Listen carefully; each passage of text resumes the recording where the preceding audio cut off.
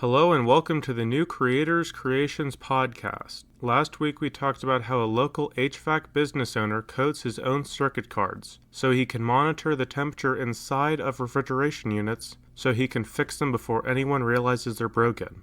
Today we will be talking about my own first science fair project. There's a lot of mixed reactions when it comes to science fair. People like it or they hate it. I think it depends on how old you are when you do it. For instance, when you're 10 years old, you might have a shorter attention span compared to a 16-year-old.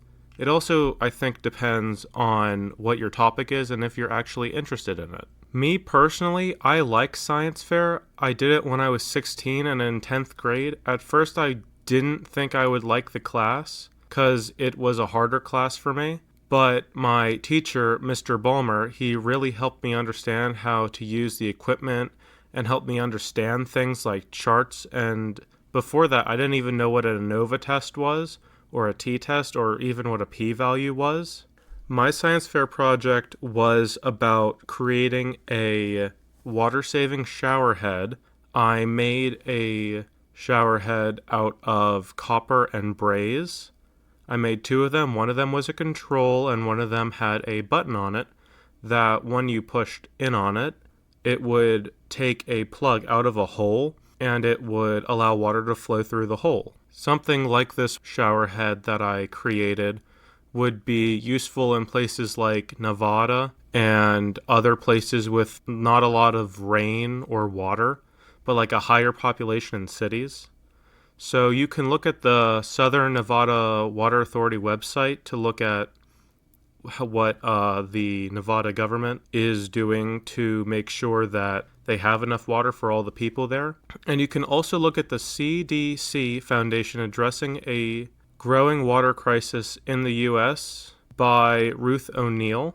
They talk about what is being done to prevent water shortages and control how much water is available in the U.S. And you can also look at the World Bank Group, How is India Addressing its Water Needs, to learn about what is being done in India to save water. Anyway, back to my experiment. I didn't really know how to test the water saving shower head, because how do you measure a button when you're not holding it? Oh, you're saving water, and when you are holding it, you are using water. So no matter how I really structured how I would test it, it would always be saving water in the long run. So the two tests I came up with were one that would look at how much water I was using compared to a control, the control water head that I made, and one that would measure the similarity and difference between them when they were both cleaning. In the first test I did, measuring to see if the two shower heads used the same amount of water, I filled a graduated cylinder and then divided how long it took to fill the graduated cylinder.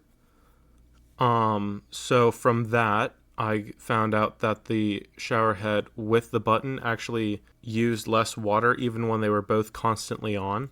So that was good. In the second test, I wanted to see which shower head had a better cleaning power. So I would put dark blue soap on a rag, and then I would rinse it for 5 seconds, measure the color of the water with a SpectraVis, which is one of the equipment items that Mr. Balmer showed me how to use. And then I would repeat that and keep measuring the water every time I rinse it for 5 seconds. And from that, I figured out that the shower head with the button also cleaned better than the one without the button.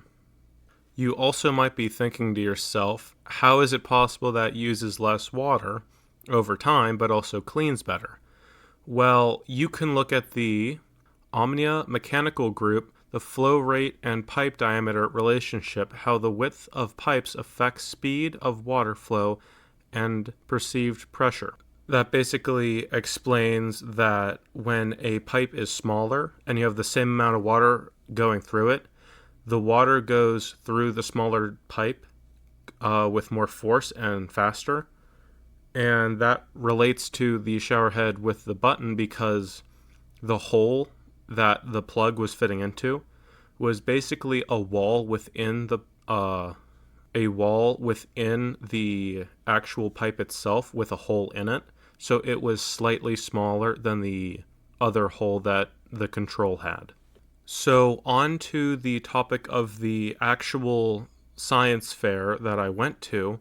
I went to the North Museum Science Fair, and it was hosted at Millersville University, and there were a lot of judges, and at first I got maybe 2 judges, and then in the middle I got 2 more, and then toward the end I got maybe 4 groups, and because it was at the end I had to talk quicker.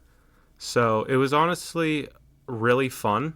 It was stressful at the very beginning because I didn't think I would win anything, because I looked around and there were other people's projects who just seemed better. Like there was one kid who he had 3D printed different patterns, and then he ran, I think it was a wooden beam attached to a rope, and he ran that into them. And from doing that, he was able to determine which pattern was better for making helmets out of. So when it came time for the award ceremony, and the kid who I thought would beat me went up and he got second place, I pretty much guaranteedly knew that I had gotten first, because it was really between me and him, at least in my mind. And I did end up getting first. I still have that trophy around, and it's very nice. It's one of my more favorite achievements of mine. And my entire class did really well. We all got first place trophies, and there was this one kid named Anch, and he got the grand prize. I think his topic was about creating a metal that stopped radiation for astronauts who are going to Mars. Maybe Anch and his experiments should be the next topic on this podcast. Anyway, that's all I have for you today. Thank you for listening to the new Creators Creations podcast.